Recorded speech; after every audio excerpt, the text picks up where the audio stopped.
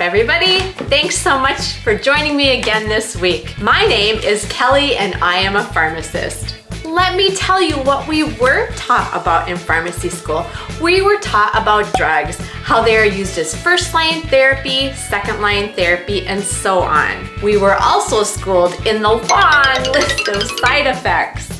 So let's start with the definition of a drug. The legal definition of a drug is any non-food chemical that alters the way a person thinks or feels or functions or behaves. And a more common definition of a drug is any substance, again, other than food, that's used to prevent or to diagnose or to treat or relieve symptoms of a disease or abnormal condition.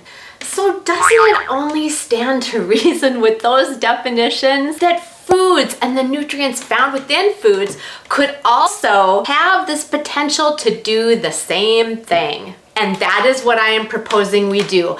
Let's consider nutrition and supplementation as first-line therapy. So buckle up, class is in session. So this week we are gonna talk about ease. And just like other weeks, we're gonna first go over what the product claims to do. What does plexus say this is gonna do for us? And we are reading right from the plexus literature here. The ease product claims to support joint health, helps you soothe everyday discomfort that hold you back so you can feel relief and live life to the fullest. It helps you discover fewer days of joint and muscle discomfort and give you the opportunity to get off the sidelines and keep moving. Another claim would be to reduce occasional soreness due to overexertion or strenuous physical activity. It may help relieve temporary muscle soreness after exercise and provide comprehensive inside-out relief when combined with the Ease cream. Let's move on to indications. What does plexus claim this is indicated for, or who this is indicated for? Ease is made for adults who may be experiencing occasional discomfort due to active lifestyle or who are looking to support their daily joint health while living an active lifestyle. If you're looking for comfort and support as you strive to reach your goals and live life to the fullest, Ease is a perfect addition to your health and happiness. So now let's move into my pharmacy brain. When I think of these claims and the indications, let's recollect some drugs that are used for these same types of instances. So where do we start? We can start very old school with aspirin, or we can move on to some newer generation products like Tylenol or the non-steroidal anti-inflammatories, which would include ibuprofen being the big one, which is Motrin or Advil, meloxicam, indomethacin, ketoprofen, diclofenac, naproxen. There are a string of them. And of course, they differ from Tylenol because they also have an effect on inflammation. We can talk about the whole realm of steroids that are used both short-term and long-term, or this basic discomfort and pain that is spoken of. Narcotics. There's a ton out there. Are they effective? Yes, but should they be used long-term, high doses? No, they should not. And of course, the side effects associated with these drugs is a lot. Okay, let's move on to the label. Let's look at what's in this stuff. So according to the label, this is, again, a proprietary blend, meaning it is a combination of things that Plexus puts together. They don't indicate how much of all the things, but the first ingredient on that label is green-lipped muscle powder, and then bromelain, serrapeptase, turmeric, rhizome extract, and that is it. So now it's time to move on, and we're gonna do a deep but yet shallow dive into each of these ingredients and see what the studies out there and the research out there claims these ingredients do. Let's start with the first one, this green-lipped muscle powder. Well, the green-lipped mussel is a real thing. It is a food source, and it is prevalent on the coast of New Zealand. So there's a population of people out there where this is really a staple food, and a lot of these studies go back to the results that they're seeing in these specific populations. These mussels are a rich source of omega-3 fatty acids and other anti-inflammatory omegas, including both EPA and DHA. But not only that, researchers have also found and identified other types of fatty acids that are found in these mussels. And they produce these anti-inflammatory properties by inhibiting enzymes and proteins that produce inflammation in the body. These muscles also contain chondroitin, which we know is a compound found in connective tissues in joints. These muscles are also an excellent source of zinc, selenium, and several B vitamins. It's been studied in asthma because we know that asthma is related to inflammation in the airways. In arthritis because it gets in there into those joints and helps with the inflammation present. And of course that relieves the symptoms. In athletes just for muscle soreness. Kids with ADHD because we also know that that is inflammation based. Let's move on to the next ingredient, bromelain. Now, bromelain happens to be derived from pineapples, and it's a protein digesting enzyme. Bromelain's effectiveness in osteoarthritis symptoms has been researched and shown to be effective because of its analgesic properties. Bromelain is also being studied in cardiovascular disease because it has properties of inhibiting the ability of blood platelets to be clumping together, which means clot formation. It's being studied in asthma and chronic sinusitis, colitis, topically on burns, and even cancer studies where this bromelain is giving enough interest for studies and researchers to spend their time on.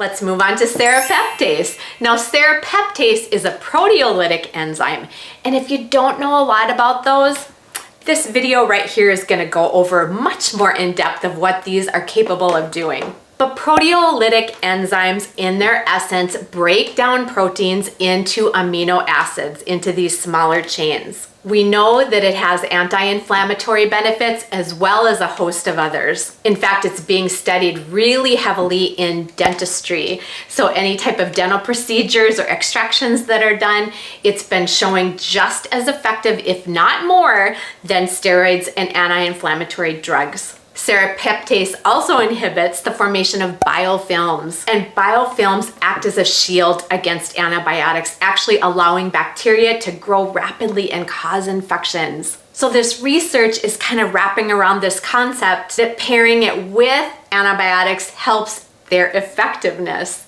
It's also being studied when it comes to dissolving clots. And the thought process here is that it acts by breaking down dead and damaged tissue and fibrin. And fibrin is well known to be this tough protein that is formed in blood clots. It's been shown to be useful in chronic respiratory diseases, both by increasing the clearance of mucus and by decreasing inflammation. And the fourth and final thing, this turmeric. Now, turmeric is well known because of the color it has, this vibrant yellow color. It's used in curry spices predominantly. But not only that, it's also used for medicinal purposes. And curcumin happens to be the active ingredient in turmeric that we are after. Now, this turmeric contains more than just this curcumin as a bioactive compound, and these compounds have powerful anti-inflammatory properties. Turmeric has also been shown to increase the antioxidant capacity of the body, and what's been suggested here is this curcumin blocks the action of free radicals and may actually stimulate other antioxidants in the body. It's also been shown to boost brain-derived neurotropic factor. Now, this neurotropic factor has been linked to ailments such as depression or Alzheimer's, and it also seems to improve memory and attention. It lowers the risk of heart disease, and it does this by improving that function of the endothelium, which is basically the lining of our blood vessels. There are ongoing studies of turmeric in cancer patients because of the antioxidant properties, as well as the Alzheimer's realm because of this neurotropic factor, in arthritis because of the anti-inflammatory properties, in depression because it's showing that it's increasing both serotonin and dopamine. And with this ongoing research showing the benefits in heart disease and Alzheimer's and cancer, it only stands to reason it's going to have benefits for longevity as well. Now, did you see as we went over all these ingredients, there happens to be a very common thread here. And I know you can all say it with me, right? anti-inflammatory. It's a big, big deal. How many times have I said over the years that chronic low-grade inflammation leads to a higher prevalence of chronic disease? You guys, this is no joke. These levels of inflammation in our body, whether or not you have something that is symptomatic or not, it is a big, big deal. All right, let's move on to dosing, because you know I can never get away from dosing. Well, depending on what you are using this for, or if you want to see more rapid results rather than slow and steady progress, this is one of those that you really need to be in contact with your sponsor. There is definitely a thing called high dosing on this, where we take more for that first month, generally about 6 capsules, sometimes more, and you just decrease every month until you get into a maintenance dose that is effective for your symptoms. And an off-label use for this product is detox that we haven't even really talked about.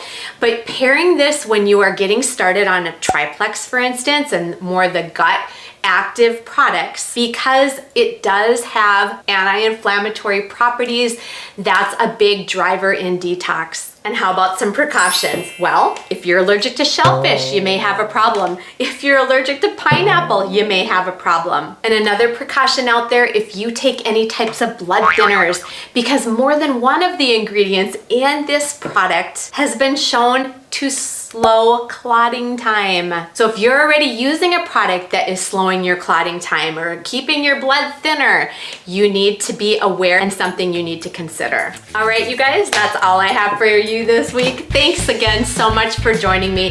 I am gonna include my Plexus link down in the comment box. So if you wanna jump on there, nose around that website, ask me some questions.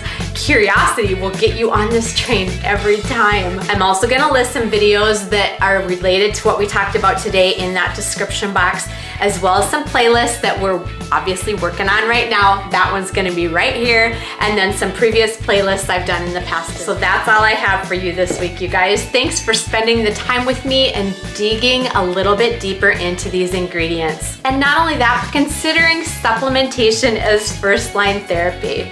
And now you may know more than your pharmacist. Class dismissed.